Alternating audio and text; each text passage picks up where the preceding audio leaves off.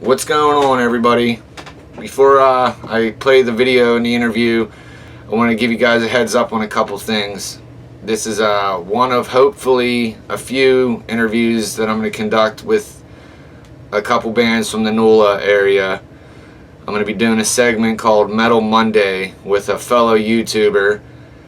We haven't ironed out exactly what channel it's going to be on or if we're going to go back and forth, but that's what's going on with this. Secondly, you'll notice I typed out the questions. That's because I was nervous as shit interviewing this guy. I grew up listening to this band. He's a newer member of it, but either way, the guy's a badass musician. I conducted the Murderbilia interview before, but I had actually talked to that guy a few times on the phone before we did the interview. This interview, I wasn't expecting it, and he said, "Here's my number, call me now." And it took me like a half an hour to work the courage up to actually call him. But later on, I'm going to go ahead and I'll upload the whole interview unedited, and you guys can laugh at me, listen to me stutter, and being nervous as shit. But with that being said, here's Steven Taylor from Superjoint and Phil Anselmo and The Illegals.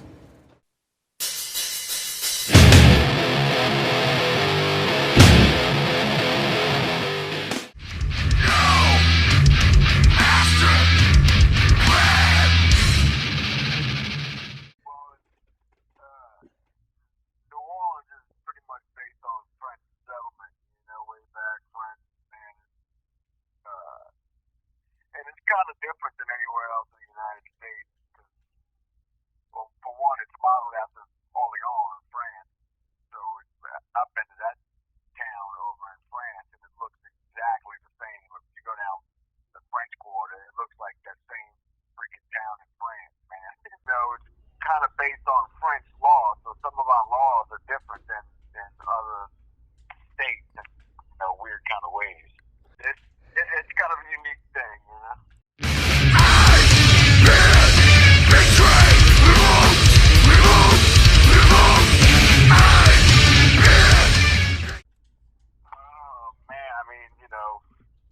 From my time period, my age, my youngest,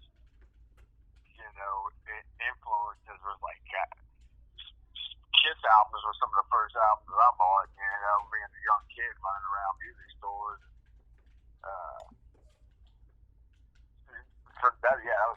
Kiss was like one of my earliest influences as far as, getting into rock and roll and metal. But at that time,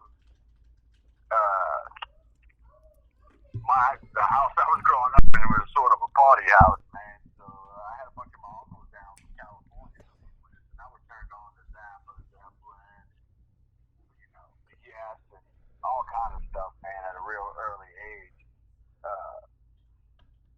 But as a kid, going out and buying my own records at the Woolworths or whatever, man, I picked up some Kiss albums, and I think the Eagles Hotel California was probably my first two record purchases on my own. Was meant to kill you. Black Sabbath, I don't know. I remember the first time I listened to Paranoid, and I was in Nebraska, man. And being a young kid on my cousin's farm out there, they had the Black Sabbath. They had Black Sabbath Paranoid, and I picked it up. I didn't know what the hell it was. I just saw the dude on the cover. I was like, this looks killer, man.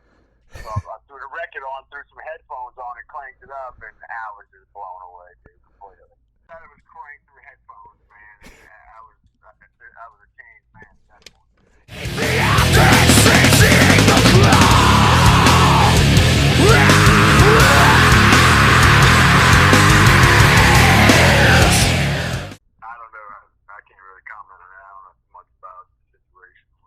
It's a huge set. As a fan, you always want to see the original dude, Yep. Especially if they still breathe in air, you know what I'm saying?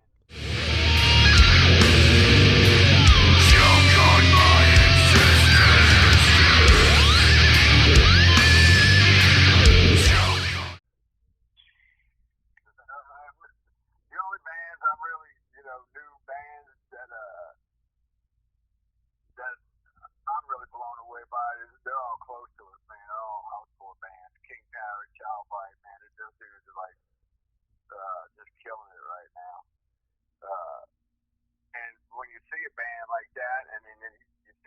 else that's going for more of the, I don't know what they're going for really, but they just blow them away, you know, on performance and content, period. Man, I'm blown away every time I see those guys, man. It's absolute road dogs, and you know, it's Black Flag meets Dead Kennedys meets I don't even know, man. They're out there. It's punk rock to me. Where were you when it was in me? A hollow blow, a quiet still, train slowly. You know, everybody in that band is, you know, stellar, man. Duran is just unconventional guitar player, man. Bass player just got chopped for days. The whole band is just killing, man. Yeah. Awesome, fun to watch, interesting. Yeah, I can't say enough about it, man. You know. How can they sleep with themselves? Well, I was jamming with Marzi prior to the whole Illegals thing, and then he got the call and started jamming with Philip, and then brought me into the mix shortly after they got the record completed, and I just been there ever since, man.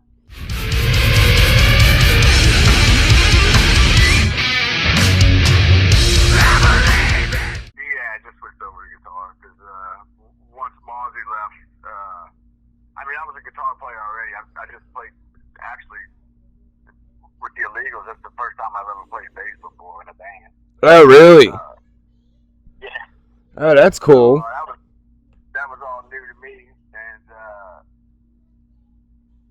you know, when Marzi left, I was writing on guitar because I can't really write songs on the bass. It just don't work like that for me for some reason. So I was always on guitar anyway, just, you know, writing, riffing out with Philip and Blue. So we kicked around the idea of Philip's always wanted two guitar players. So you know, when we got Mike DeLeon in the fold, it was a toss-up, you know, between I was content staying on bass, or I was willing to switch to guitar too. You know, I'm up to either one. I don't care. And Walt came along through DeLeon, and man, that dude came out and nailed it on first tryout. Man, killed it. So everything's golden there. So yeah, I switched over to guitar, man. And just made the switch.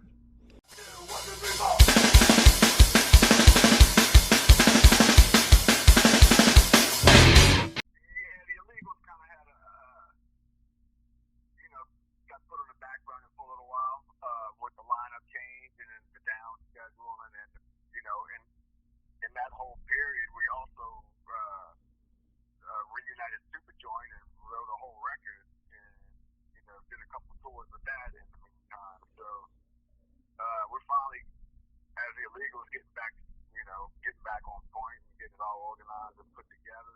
So I think we're talking probably not till the first of the year, probably. Time for the Illegals.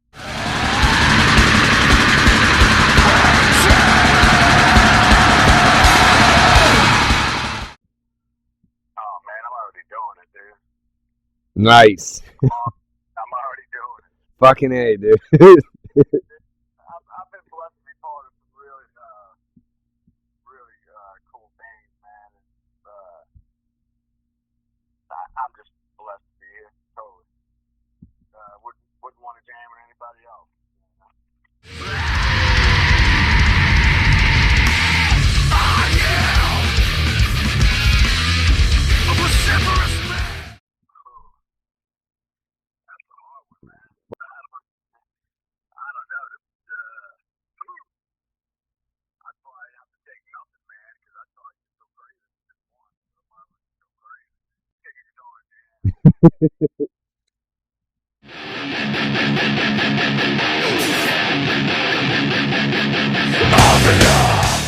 Man, the first, I don't know if it was metal, but April Wine. Who- Remember those guys? What age group you are? April Wine, the sign of the Gypsy Queen. April Wine. I can't remember who else was with them. Other than that, I think my dad took me to the Beach Boys. That would be my other concert, I guess. See- But ironically, the story I told you before was my uncle turned me on to all the old 70s classic rock. Now, I actually had tickets to go see Zeppelin back when I was a youngin', but they canceled the show in New Orleans because I think Robert Plant's one of his children died or something at the time. Oh man. So I missed out on that. But that would have been my first concert at Zeppelin.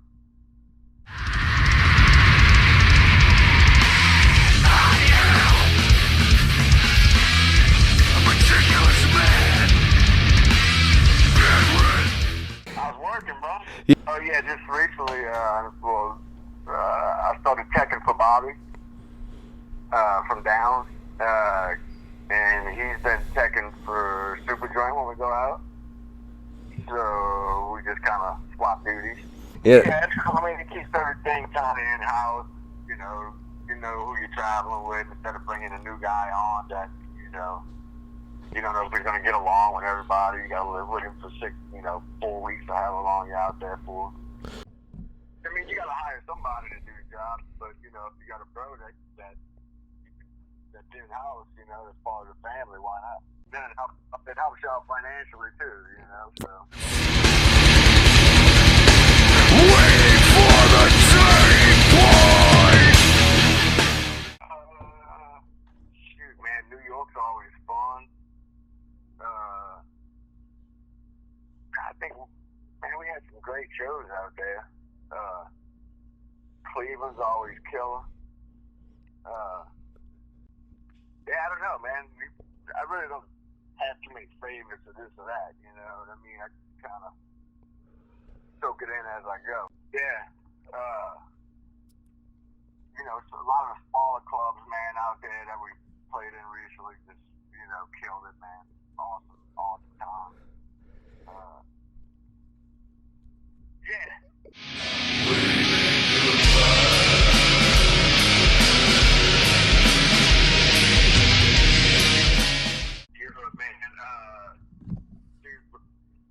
The Russian train ride is never going to leave my memory, dude. I'll remember that forever. Yeah, the Russian show was killer. Shoot, man. Hellfest is always awesome time. Great crowd, great venue. The whole thing is just a blast, man. We did it with the Illegals and we did it with Superjoint. And both times were just, man, awesome times. Yeah, I think Donington Fest, that was pretty killer. Rex got, I think that's the one Rex got in Cleveland with us. That was a Illegals tour, actually. Yeah, man,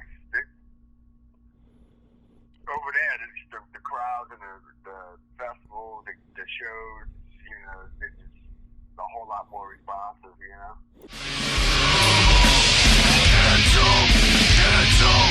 Hands up. Yeah, we got to get out there. It's been a while since I've been there.